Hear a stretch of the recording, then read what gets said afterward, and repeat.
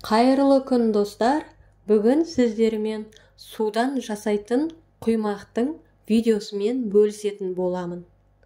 Міне осындай жұмсақ, дәмді құймақтар шығады. Өте аз заттар кетеді. Сода, қант, жұмыртқа, ұн және сұйық май.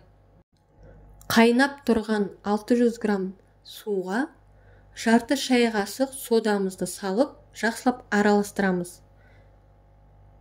Сонда құймақтан соданың дәмі шығып тұрмайды. Құм шекері мен тұзымызды салып ертіп аламыз.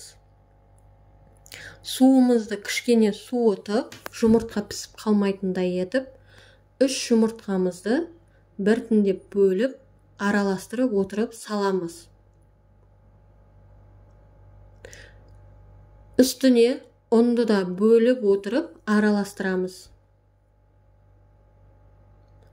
Ең соңғы үстіне сұйық майымызды құйып, жақсылап араластырамыз. Табаны алдын ала қыздырып қоямыз.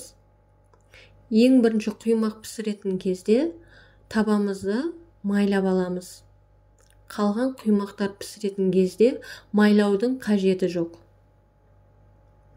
Осылай ортасынан құйып, шетке қарай айналдырып құйып аламыз. Құймақтың шеттері қызарған кезде ғана осылай шеттерін ажыратамыз.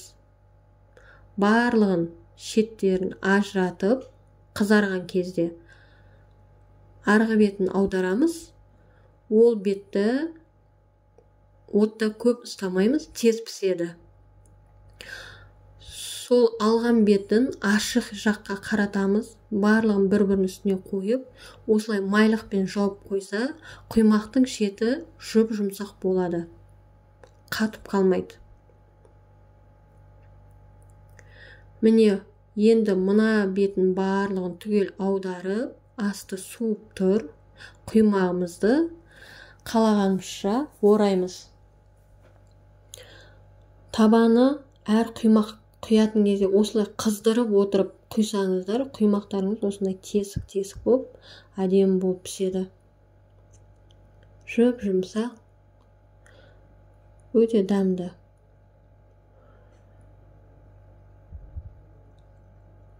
Алдағы уақытта айранмен жасалынатын құймақ және сүттен жасалынатын құймақтың видеосымен бөлісетін боламын.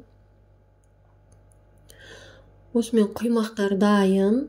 Видео ұнаса лайк басып, комментарий жазуды ұмытпаңыздар. Достарыңызбен бөлісіп отырыңыздар.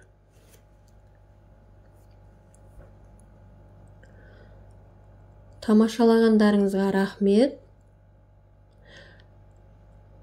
Құймақты жасап, өздеріңізге ұнап жатса, менімен комментарийде жазып, бөлісуді ұмытпаңыздар. Назарларыңызға рахмет.